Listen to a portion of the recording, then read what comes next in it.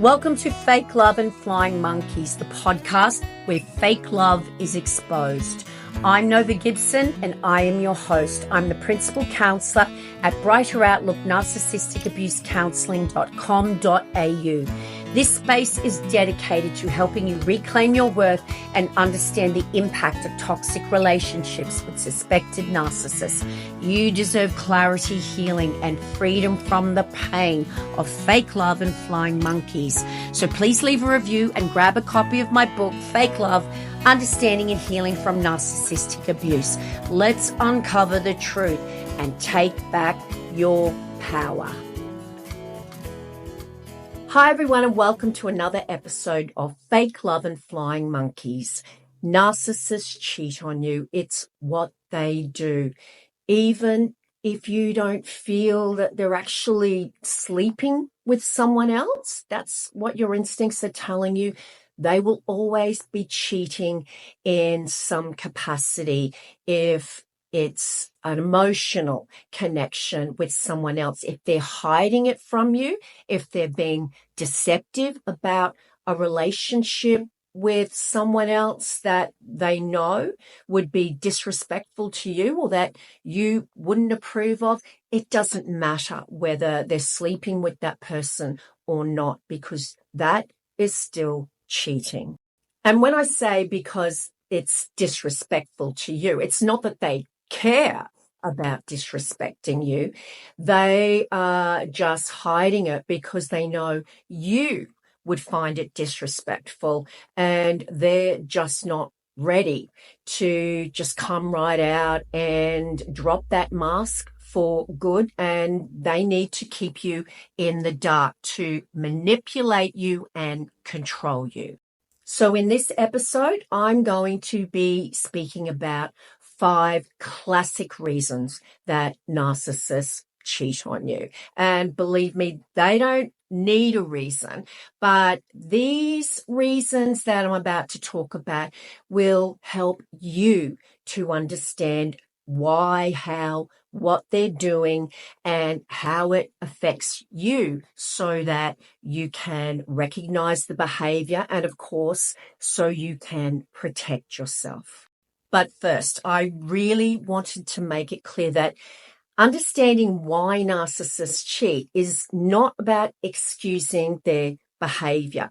It's about empowering yourself with that knowledge so you can protect yourself. Because if you are one of those people who has been cheated on by a narcissist, well, you now suspect them or know them to be a narcissist, then you have been betrayed at a soul level because this person made you feel like you were the only one and you gave so much of yourself to them.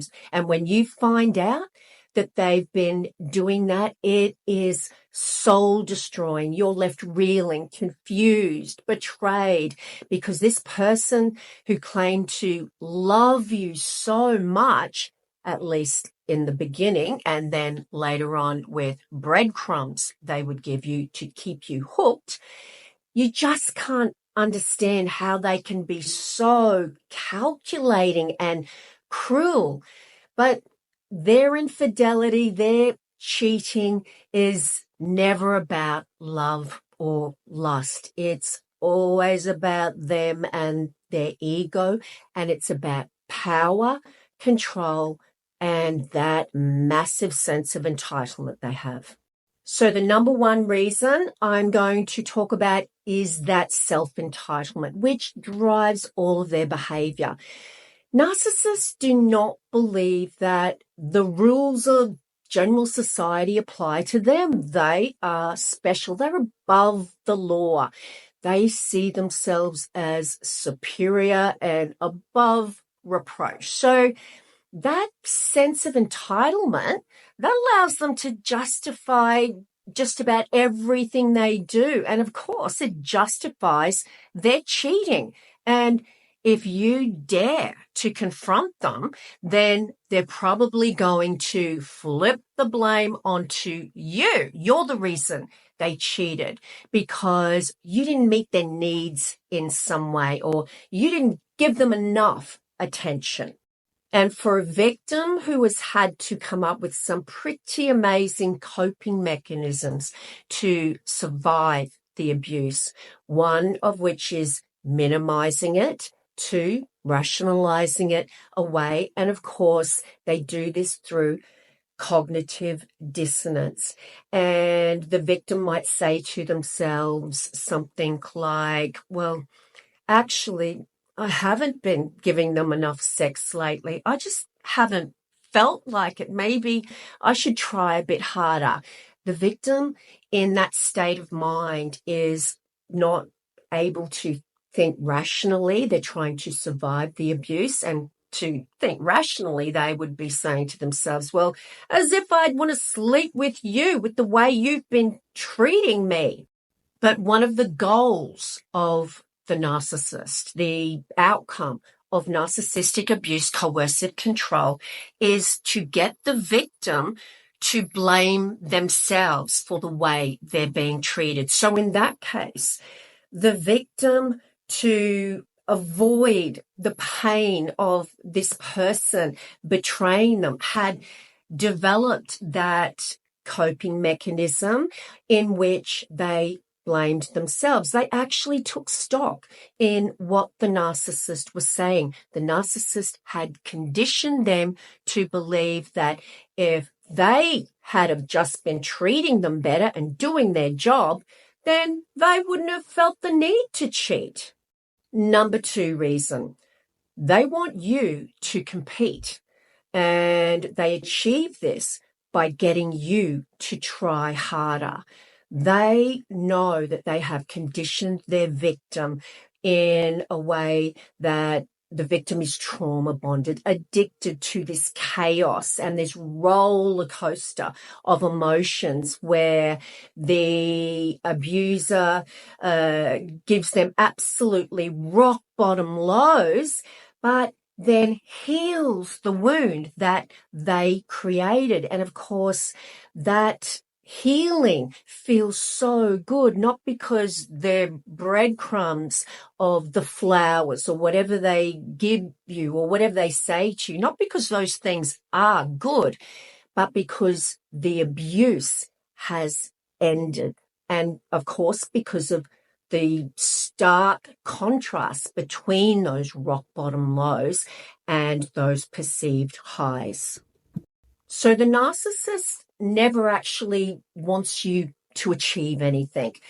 Where would the fun be if you actually got an A+ in what they wanted from you or what they say they want from you?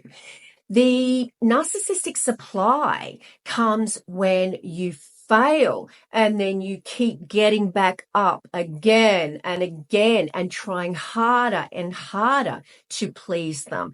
That's where they get their ego boost from, and they want you to compete with a person that is pleasing them more than you. And the thought of being abandoned and rejected when you are trauma bonded to your abuser is enough to come up with all of these rationalizations around why you should compete to win your prize. This is your relationship, and you're going to make damn sure that that horrible person that's trying to tear you two apart is not going to win.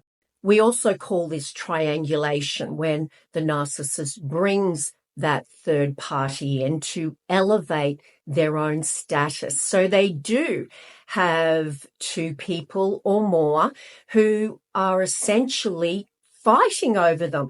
And whether the two people know each other or not, as long as those two parties perceive that they're going to lose their prize and they need to try harder, it makes the narcissist feel even more powerful and special.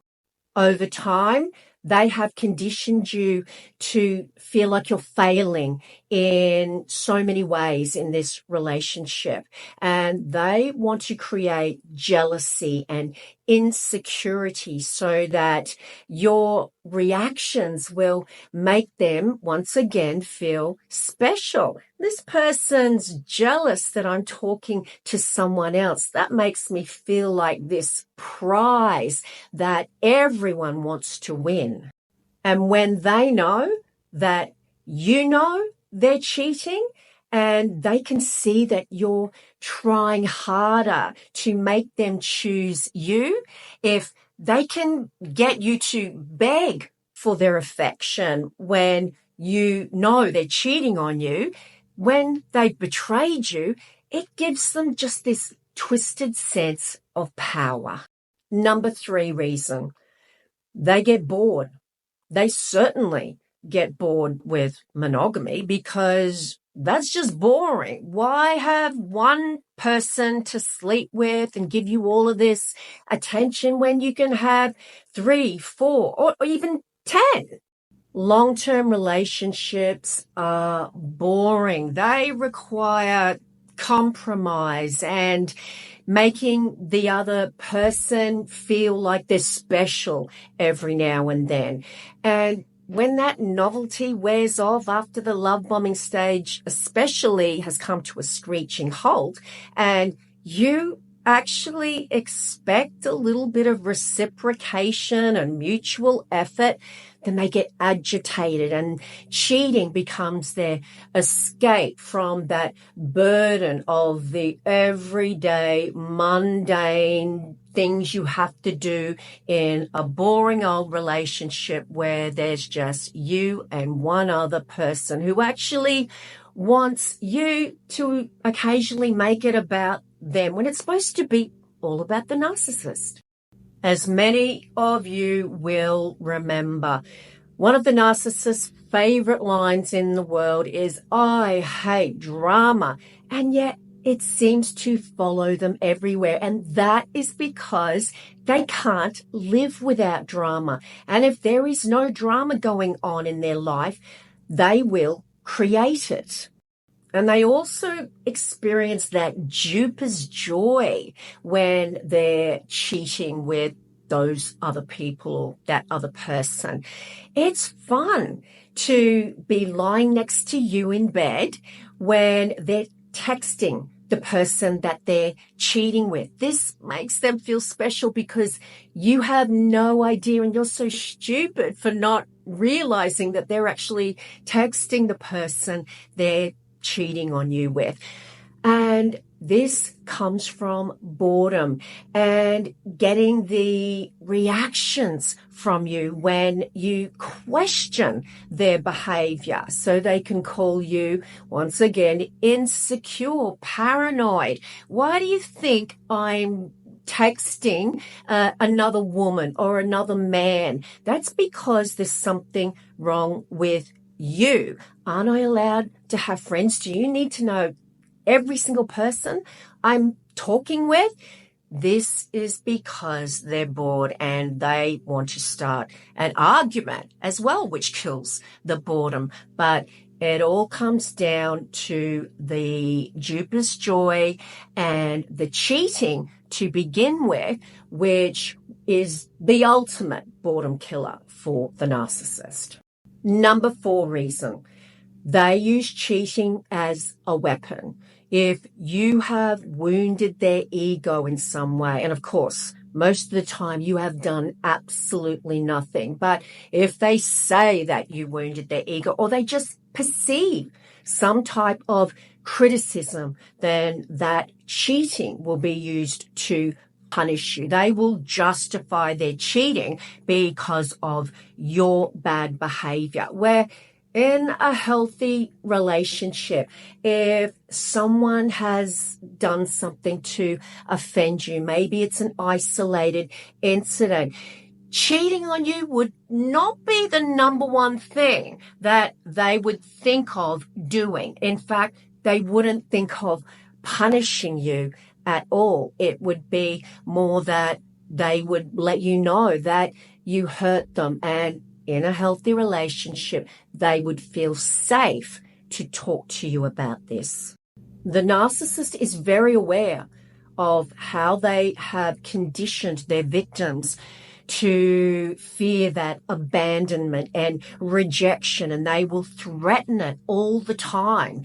If you do something, maybe you burn the dinner one night, then they'll threaten to leave you, and you just need to improve yourself. And once again, people in healthy relationships don't threaten punishment if there is something going on in a relationship where they have perceived that you have hurt them in some way, and they certainly don't threaten to abandon you. But the narcissist does this on a regular basis to lower your expectations of good behavior, loving behavior from them, and of course to increase your threshold for abuse.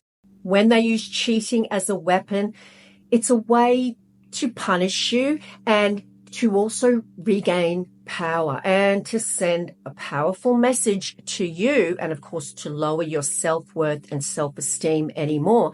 And that message is, you're not as important as you think. You are so replaceable.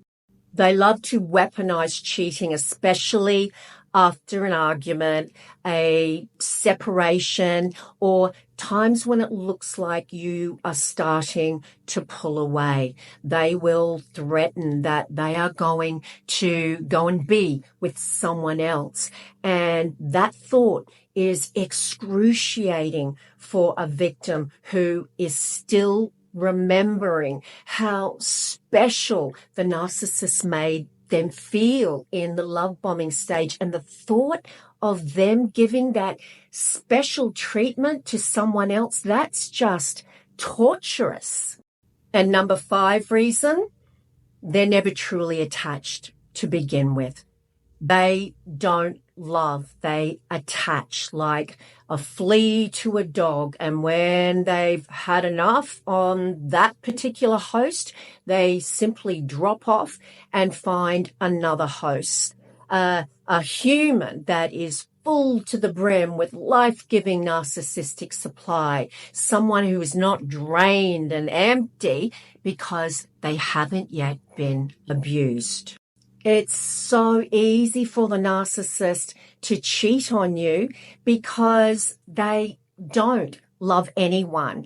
And even though they can appear like they love you at times, they are not emotionally connected to you. And finding another source is just like buying a new car.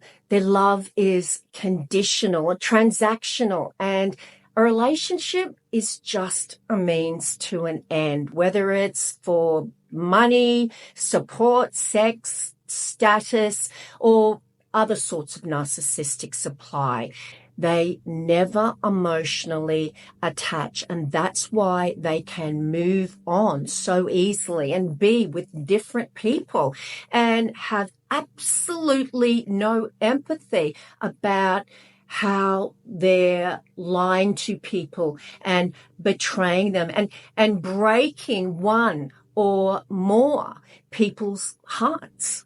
But you do have a normal range of emotions. You do have empathy, and you just can't understand this cruel behavior. But for the narcissist who is not emotionally connected to anyone, everyone is an object who's there to please them. Everyone is objectified. Well, cheating feels not like a betrayal, but more like a business decision. Hey, your tank is empty and I need a full tank with more narcissistic supply. It's totally logical if you look at it through the narcissist lens. Ugh, what a thought. Once again, looking at it through the narcissist lens, it makes perfect sense. If you're never truly attached to someone, you have no empathy, so you don't care about their feelings, then why just have one person when you can have 10? Why just have one Mercedes-Benz when you can have 10 Mercedes-Benz. That's literally the way they think. Why just have one of a good thing when you can have 10 of a good thing? So there are 5 classic reasons that the narcissist cheats on you. Once again, they don't need a reason. They just do it because they can and they feel entitled to do it. But being cheated on by a narcissist isn't just about broken trust. It is not the same as it would be if there was infidelity in a relationship where there wasn't a narcissist. And I know that sounds really strange for me to say that, because any cheating is not okay. It breaks your trust and it is painful.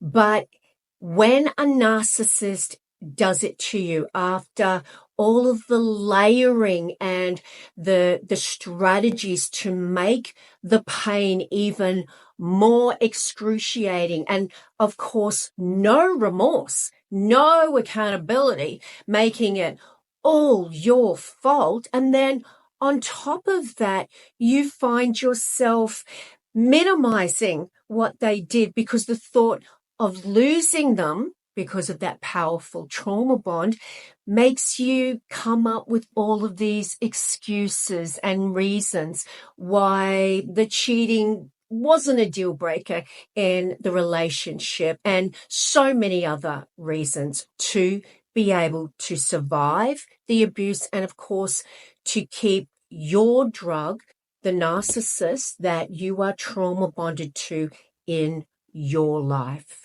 So yes, I just wanted to reiterate that no cheating is okay. No cheating is okay. And it's a deal breaker and should be a deal breaker for most of you.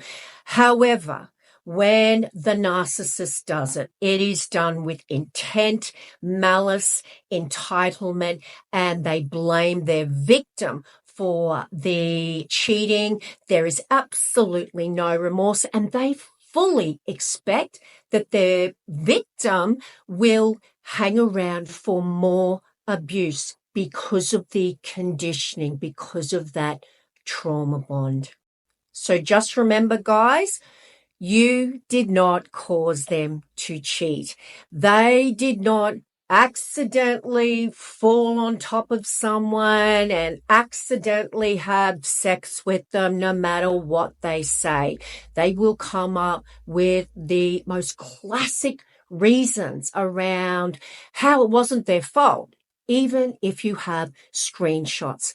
You did not cause it. It was not your fault. And that cheating is just rooted in who they are, not who you are.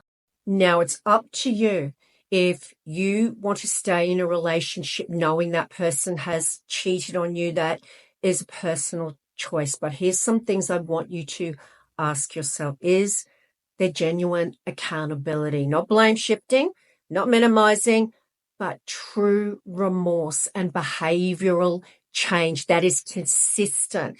Are your boundaries being respected? And the clincher, do you feel safe emotionally, mentally, and physically with this person? If the answer is no, which it always is if you're with a narcissist, it is not your job to fix them or tolerate their abuse. It is your job to leave and heal. And that brings us to the end of another Fake Love and Flying Monkeys episode. Now, guys, if you have had a narcissist cheat on you, you will know the utter betrayal, the pain that comes with it. But there's also that excruciating torture that comes with thinking of the person that love bombed you, giving that kind of love to another person, and that just takes the cheating to a whole new level. So please get lots of support, and please remember your worth. If you would like to have a one-on-one Zoom counseling session with me, please see my website link in the description. And you will also find there a link where you can purchase or order my best-selling book, Fake Love, Understanding and Healing from Narcissistic Abuse. And if you would like to support the channel, please leave a rating and a review guide. It's honestly the best thing you can do, which helps it in the algorithm so other victims can find this podcast. On that note, it's bye from me for now. Until tomorrow's episode, please remember, you are worthy of love, and you are worthy of so much more than a lifetime of fake love and flying monkeys.